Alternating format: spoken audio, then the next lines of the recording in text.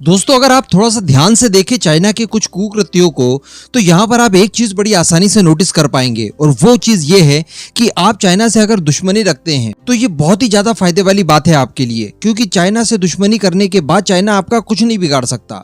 लेकिन अगर आपने चाइना से दोस्ती कर ली तो यकीन मानिए चाइना आपको कहीं का नहीं छोड़ेगा। एग्जाम्पल आप देख लीजिए, आपके सामने पड़े हुए हैं।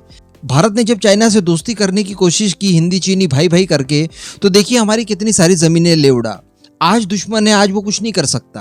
ताइवान का आज तक वो कुछ नहीं बिगाड़ पाया। भूटान इतना छोटा सा देश चाइना से इतने लंबे समय से दुश्मनी रख रहा है, उसका कुछ नहीं बिगाड़ पाया। लेकिन नेपाल, पाकिस्तान, श्रीलंका, बांग्लादेश और इवन रशिया को आप देख लीजिए, दोस्ती की इन्हें बहुत भारी कीमत चुकानी पड़ी। रिसेंटली मैंने आपको कुछ खबरें बताई थी कि रशिया के द्वारा 2 साइंटिस्ट को पकड़ा गया है, और इन साइंटिस्ट को पकड़ने के बाद जब इन्वेस्टिगेशन किया गया तो रशियन गवर्नमेंट के होश उड़ गए। इन्हें पता चला कि ये बड़े बड़े साइंटिस्ट चाइना के हाथों बिक चुके हैं, और रशिया के सबसे पावरफुल वेपन यानी हाइपरसोनिक मिसाइल प्रोग्राम से संबंधित कई सारी क्लासिफाइड जानकारियां चाइना तक इन्होंने भिजवा दी है। कहने का मतलब, जब आप दोस्त बन जाते हैं तो चाइना को खुला स्पेस मिल जाता है। वो आपके देश में बड़ी आसानी से घुस जाएगा और उसके बाद उसे जो चाहिए वो सब समेट कर ले जाएगा, आप कुछ नहीं कर पाएंगे। इसलिए चाइना से दुश्मनी 100 बार पुराती है बजाय दोस्ती के। अब यूरोपियन देशों की इस समय बात की जाए तो उन्होंने डॉक्टर एस जयशंकर की बात मानी नहीं अभी तक, कि हमारी प्रॉब्लम सबकी प्रॉब्लम हमारी प्रॉब्लम नहीं है। अब यूरोप को यही लगता है, अभी कल ही हम लोगों ने वीडियो में डिस्कशन किया कि ज्यादातर यूरोपियन ये मानते हैं कि चाइना हमारा दुश्मन नहीं है, उसके साथ दोस्ती रखनी चाहिए, व्यापार बढ़ाना चाहिए। भाई बड़ी इकॉनमी दिखती है, बड़ा मार्केट दिखता है, अच्छी ग्रोथ दिखती है, तो इसके चलते चाइना का वो जो वैश्वीपना है ये यूरोपियन देश देख ही नहीं पाए, और इससे दोस्ती करने का क्या नतीजा हो सकता है इसके ऊपर इन्हें ध्यान ही नहीं जा रहा है। अब ऐसे ही कुछ देखने के लिए मिला है जर्मनी की तरफ से।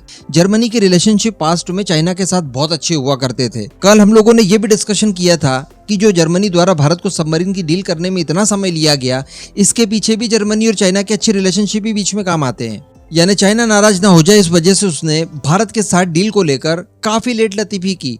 फाइनली जब डूबने लगा जर्मनी, जब अर्थव्यवस्था जमीन में घुसने लगी, भारत की याद आई और अब फाइनली डील को लेकर सकारात्मक बातचीत होने लगी है। लेकिन दोस्तों, बताया जा रहा है कि चाइना ने एक बहुत ही बड़ा दर्द जर्मनी को दे दिया है, और जर्मनी की वो चीज चुरा ली है जिसके बारे में जर्मनी ने पहले कल्पना नहीं की थी, और अब इसी चोरी के माध्यम से न केवल जर्मनी बल्कि पूरे नेटो संगठन में हाहाकार मचा हुआ है। तो दोस्तों, जैसा कि हम जानते हैं कि मॉडर्न डे चाइना ने कभी किसी तरह का कोई युद्ध लड़ाई नहीं है। एक बार तो मैंने आपको ये तक बोल दिया था कि सेम तरह के अगर वेपन चाइना और पाकिस्तान दोनों की सेनाओं को दे दिए जाएं और आपस में कॉम्बैट करवाया जाए तो पाकिस्तान की सेना 2 बार चाइना को हरा देगी, क्योंकि पाकिस्तान ने चाहे भारत से 4-4 युद्ध हारे हो, सरेंडर किया हो, लेकिन इसके बावजूद भी उन्हें एक्सपीरियंस अच्छा खासा हासिल हो गया है। लेकिन चाइना की बात की जाए तो चाइना ने जैसा कि कोई युद्ध लड़ाई नहीं, तो ऐसी परिस्थिति में उनकी सेना एक्सपीरियंस के मामले में काफी ज्यादा लेग करती है, और यही कारण है कि चाइना की नौसेना हो या फिर वायुसेना हो, इनके अंदर ज्वाइन होने वाले नए पायलट्स को ट्रेनिंग किस तरह से दी जाए, ये चाइना के लिए बहुत बड़ा सिरदर्द बना हुआ है। इस वजह से हम लोग लगातार देख पा रहे हैं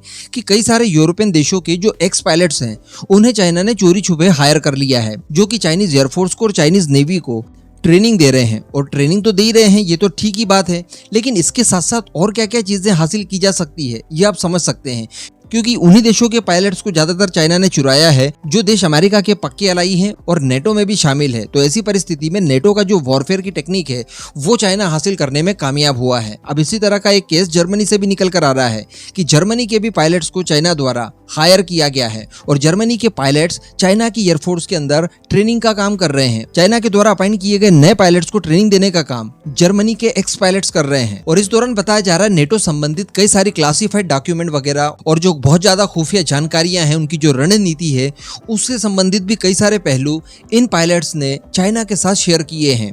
अब इस खबर की जैसी पुष्टि होती है उसके बाद जर्मनी भी हरकत में आता है, और बताया जा रहा है कि जर्मन डिफेंस मिनिस्टर ने चाइना से इस संदर्भ में बात भी की है। और इससे पहले भी आपको याद होगा, यूके हो या फिर फ्रांस हो, इस तरह के पायलट्स की चोरी चाइना द्वारा की गई थी।